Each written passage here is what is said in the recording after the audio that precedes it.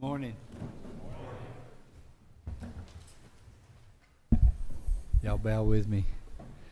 Heavenly Father, thank you for all the wonderful blessings that you give to each of us individually and corporately. Let us use those blessings to further your kingdom.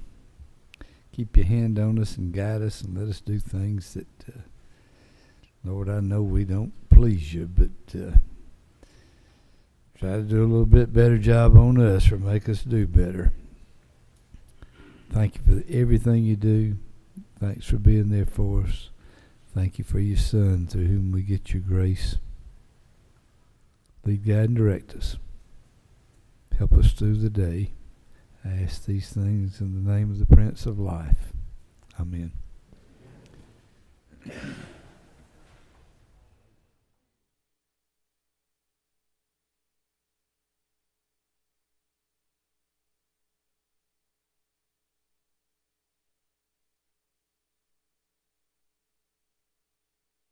Short and quick, Mr. Bodie.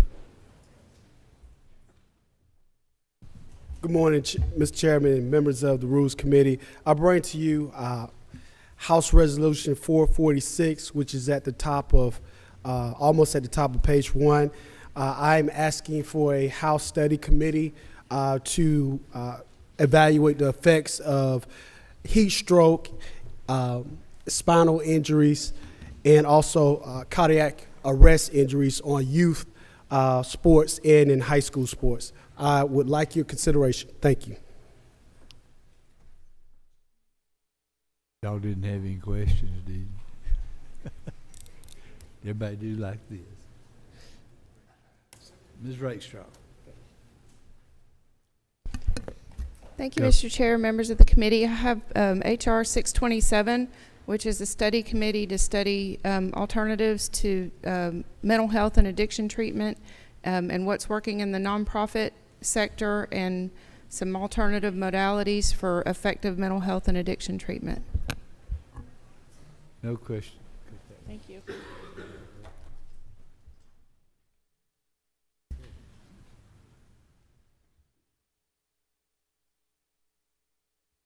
Wendell, is that one pushed?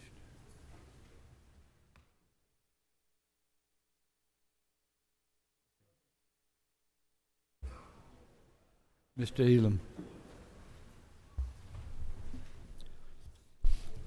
Semper Fidelis, Mr. Chairman, members, House Resolution 561, it's 11 down on page 1. It's a continuing of our military bills. It's an urging resolution to ask our institutions of higher learning to adopt the American Council on Educational Criteria to ensure our military personnel leaving the service and going on to school will receive the maximum credit possible for their military service. No questions, thank you. Yes, sir. Mr. Dugan. Thank you, Mr. Chairman, members of the committee. Senate Bill 2 is not on your list yet. It's coming soon. I just wanted to come and speak for it and tell you how much I appreciate the 6 hours of help that I got during the House committees to help perfect this bill, and it's come across. Senate Bill 2, it's the FAST Act. It's a Senate caucus priority on it. What it does is it helps streamline the permit and licensing process across the state, holds government entities accountable, sets up timelines that the municipalities establish on their own, but they are held to those timelines. And also, you know how you have film-ready communities? This also creates a business-ready community. It's all volunteer on that aspect, though. Mr. Fleming. Thank you. Thank you, Mr. Chairman. Yeah. Thank you, Mr. Chairman. Thank you, Senator. As SB2 came out of the Senate, what are the differences between SB2 as it came out of the Senate and the one that came out of the House committee yesterday? The title is the same. A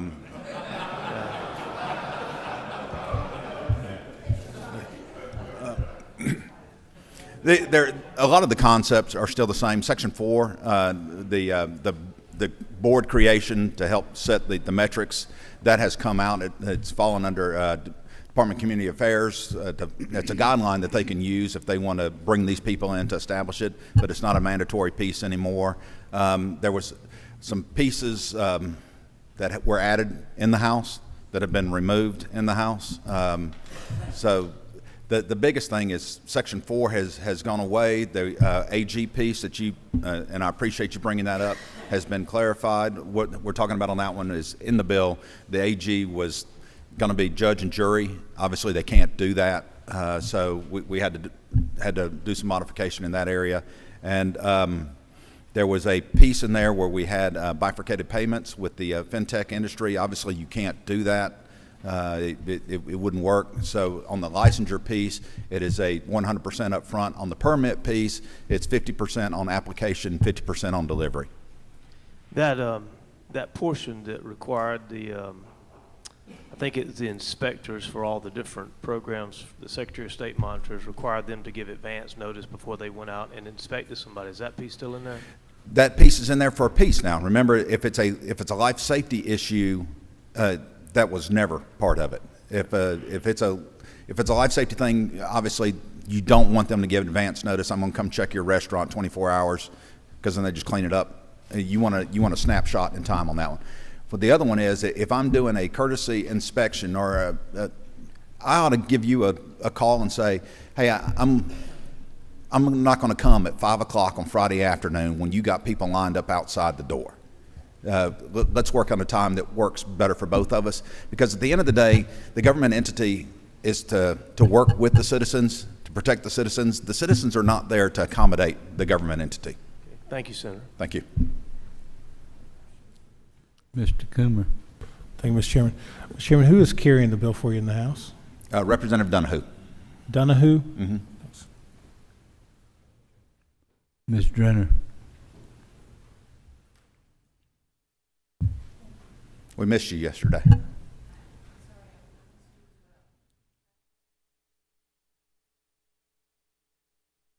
I can hear you. You're good. It's working.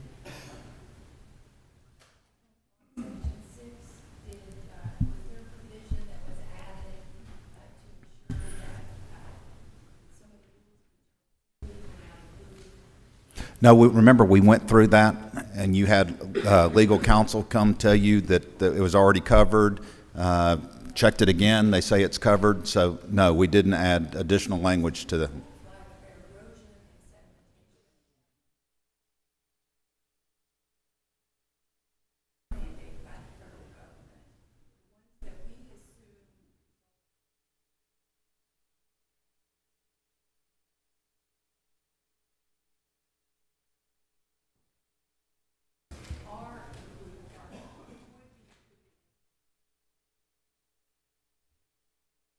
Okay, I'm going to answer what I think your statement was. If it's a rule, regulation, or law by the federal government that the state is required to abide by, that is in the legislation. We have to follow it. So you can't exempt from that. It is specifically spelled out in 2 different sections within the bill that we must follow those regulations. So I don't.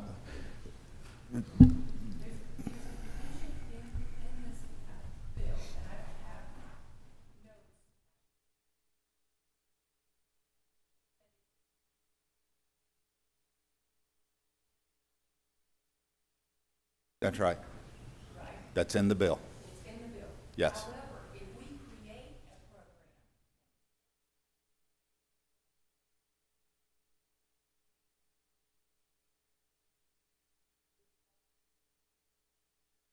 program. EPD follows EPA guidelines on erosion and sediment control. What they do. I have to take a class on it every year.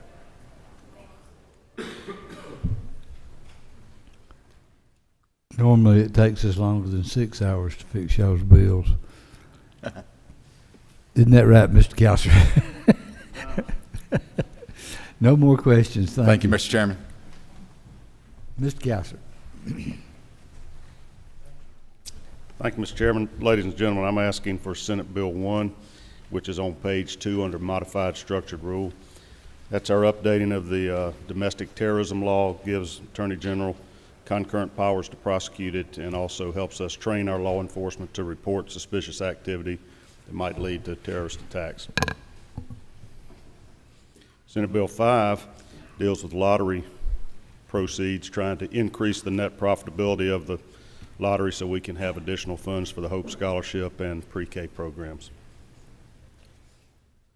No questions, thank you. Thank you, Mr. Chairman. Mr. Walker, 3.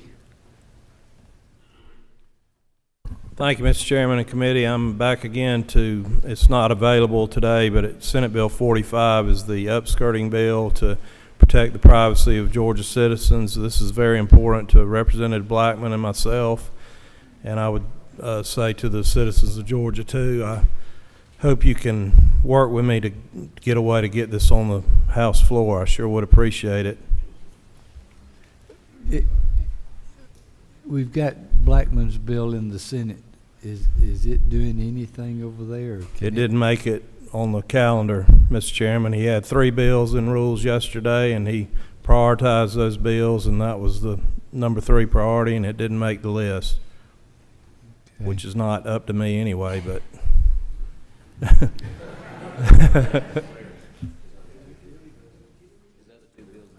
his other 2 bills did make the list.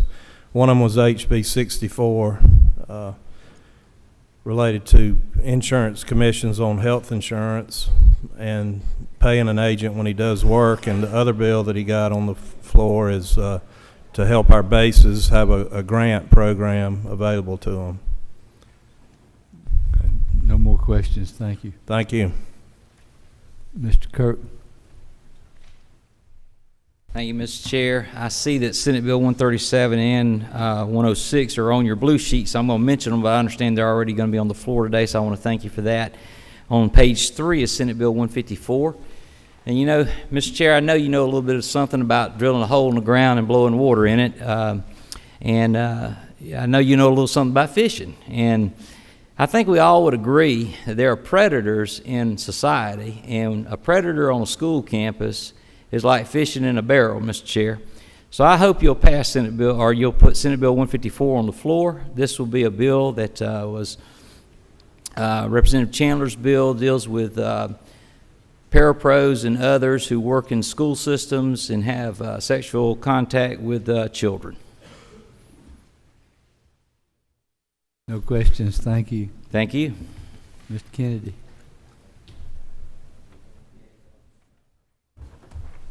Morning, Mr. Chairman and members of the committee.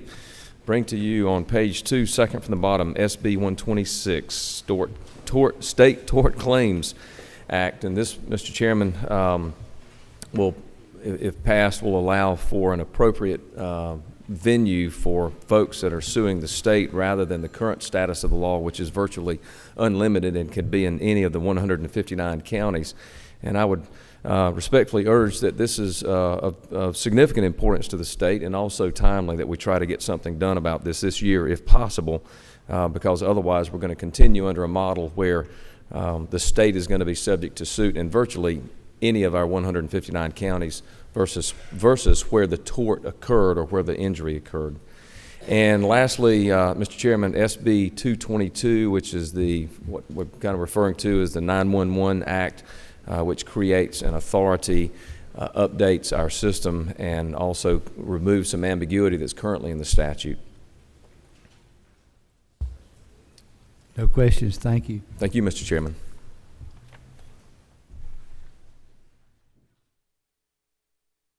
Why didn't y'all get to the front of the line? You're late, okay. We were discussing other bills, sir, this morning and with this. Mr. Spencer. Thank you, Mr. Chairman. We were discussing other measures and whip discussion this morning, but HR 610 is modified structure on the second page. It's the first one there. That is a resolution essentially objecting to the federal government's designation that state election systems are critical infrastructure under the U.S. Patriot Act. Both President Obama's Secretary of Homeland Security and President Trump's Secretary have both, I guess, failed to read Article 1, Section 4 of the Constitution and its 10th Amendment. This would be just asserting our 10th Amendment rights as a state, that this is a power that is left to the states. Mr. Setzler. Thank you, Mr. Chairman. To the author, isn't it true that Secretary Kemp has been a leader in the country on this issue to maintain states' prerogatives of their election system. Yes, Secretary Brian Kemp has been one of the lead voices on this issue. This has broad bipartisan support among national secretaries of state across the country. Democrats and Republicans oppose this designation. I was going to make that point, Mr. Chairman. This is a bipartisan issue among secretaries of state, and I appreciate the author. Thank you. No more questions. Thank you. Thank you. Ms. Price. Thank you, Mr. Chairman and members of the committee. I bring to you, probably for the last time, House Resolution 464 on the first page, House Resolution 464, which is to create a House Study Committee on Infectious Disease Preparedness. This combines a number of ideas into one bill or one resolution so as not to be redundant. We are responding to a concern about Georgia's preparedness for mosquito-borne illnesses and other vectors such as birds. We would hate to see our poultry industry compromised. According to Brenda Fitzgerald, Department of Public Health, the agency has limited geographic mosquito surveillance and virtually no emergency vector control capabilities. We know that Texas and Florida are way ahead of us in responding to the crisis, and we are number 3 in that crisis. So we need to be prepared to respond to that. I would ask for your favorable consideration. If there are any questions, I'm happy to try to answer them. No questions. Thank you. Thank you. Mr. Hill. Thank you, Mr. Chairman, members of the committee. I wanted to come back again and ask for modified open rule Senate Bill 50, Direct Primary Care Act, considers this agreement as not insurance, and then also modified open is SB 170, the Georgia Serves Act, to help streamline a process to get the volunteers that want to help our foster kids around these foster families. No questions. Thank you. Thank you, sir.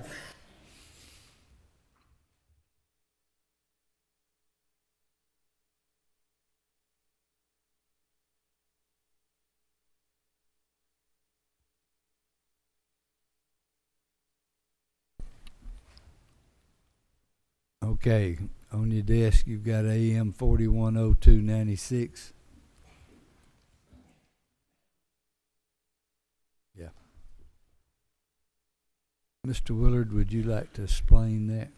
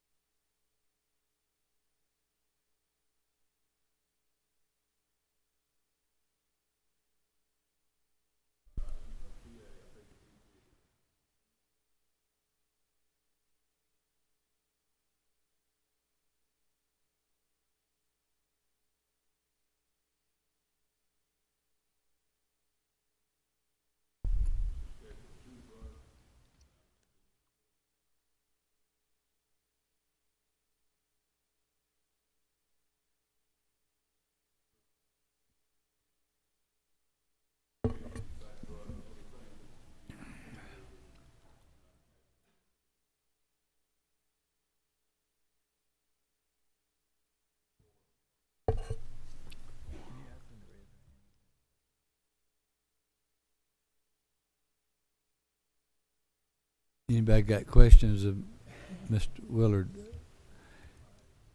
Mr. Fleming. Thank you, Mr. Chairman. Chairman Willard, I've been trying to understand this prescribing issue, and if I read the bill correctly, the doctors can refuse the ability to give the PAs prescribing authority for this, or they can limit it if they so desire. Is that correct?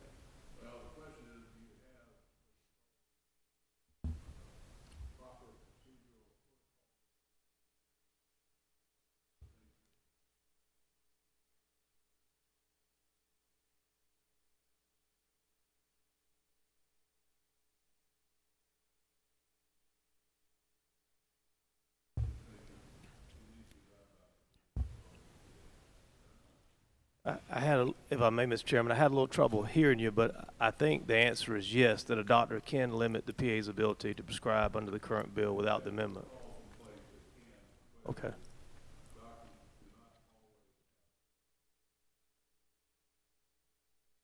Thank you. Mr. Earhart. Mr. Chairman, you got to love the irony of this. I object to this amendment. You've got a group of doctors, again, on a turf issue. This House spent a lot of time allowing very highly trained physician's assistants this ability to prescribe. Back in 2014, the Justice Department took that away. And now you've got one group of doctors that says we don't even trust our group of doctors to allow this kind of protocol.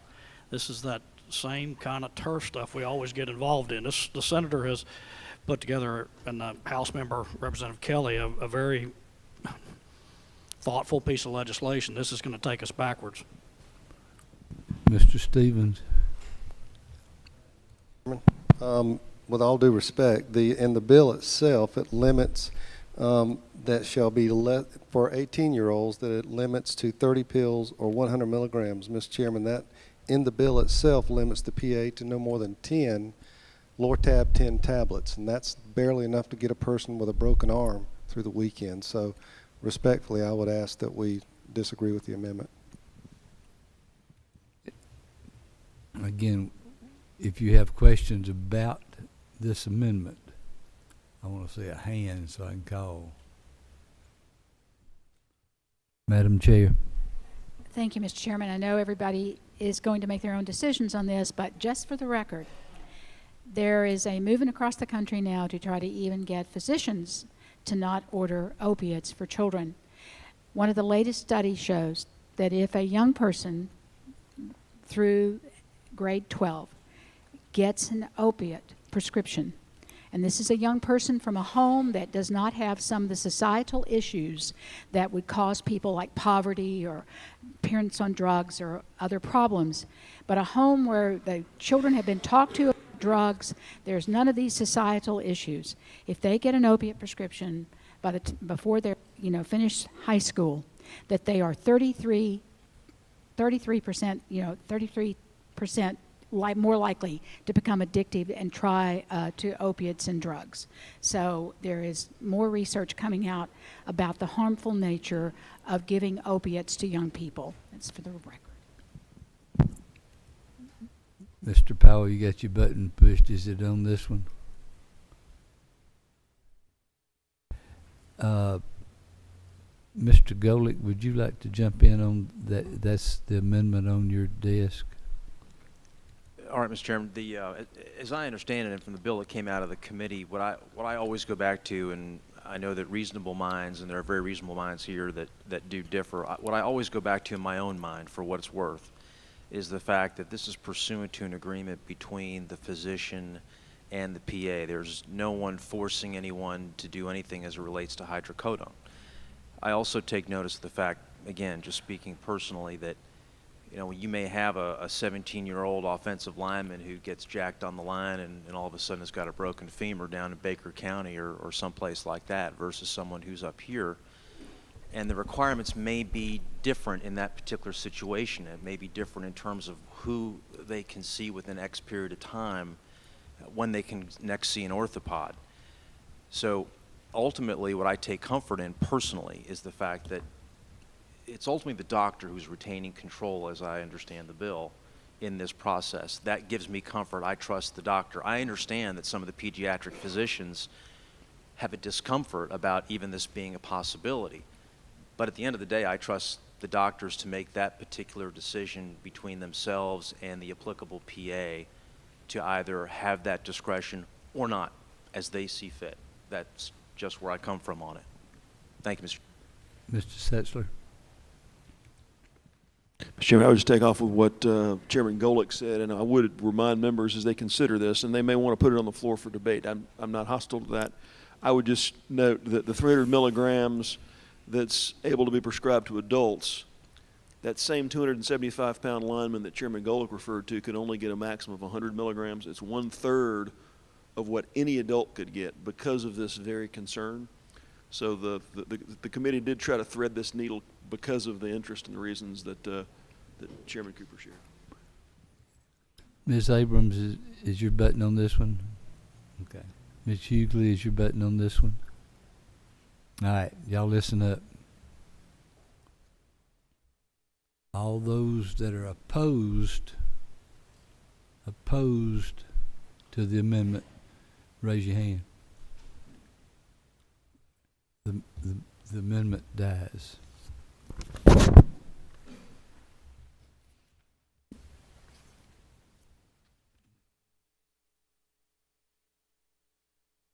Okay, you got on your desk AM 390201.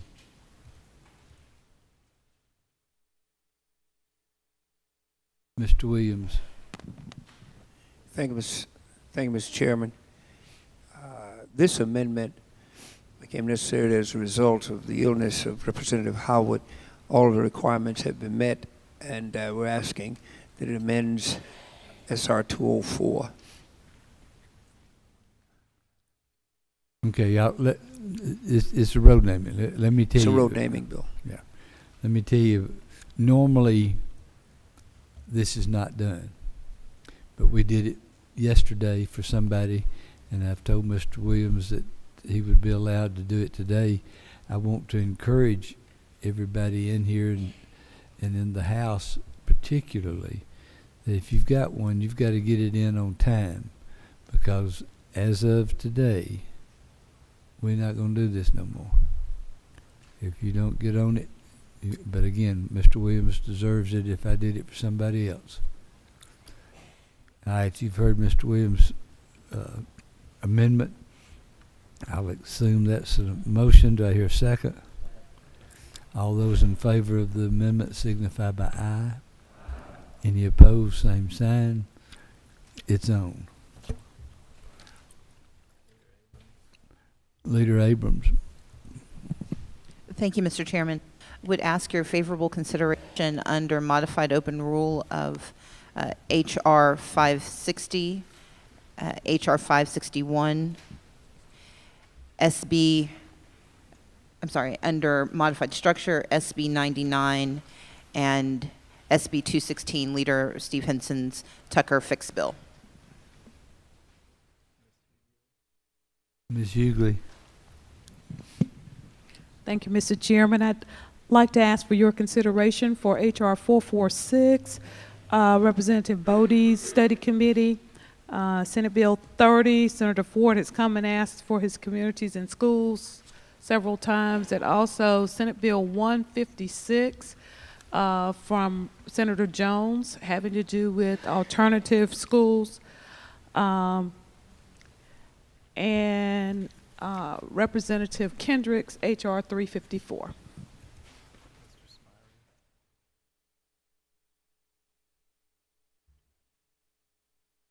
Mr. Smyrie.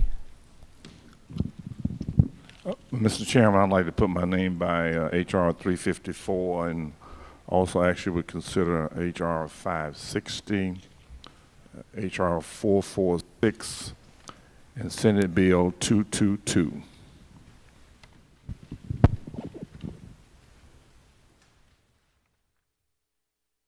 Mr. Knight. Thank you, Mr. Chairman. I'll ask again for H.R. 642, a mirroring resolution that the DNR did regarding our coastal waters and the cobia fishery.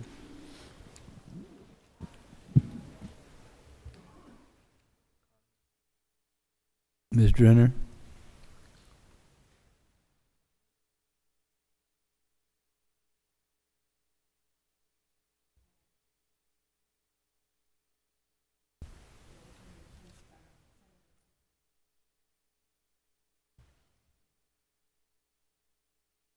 Mr. A. Powell. Thank you, Mr. Chairman. I'd like to request put my name beside Senate Bill 222.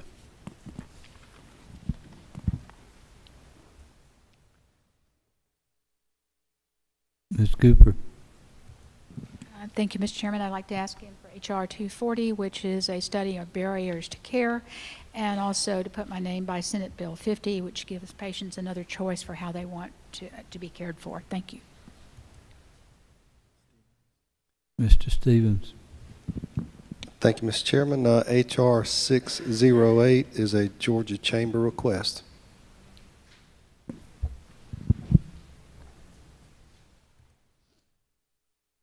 Okay. Look down on your page and find 156, SB 156. It's under structured. I need to move it to modified structure. Have a move. All those in favor signify by aye. Any opposed? Same sign. Again, today was hearings only. We'll probably have a supplemental today. And then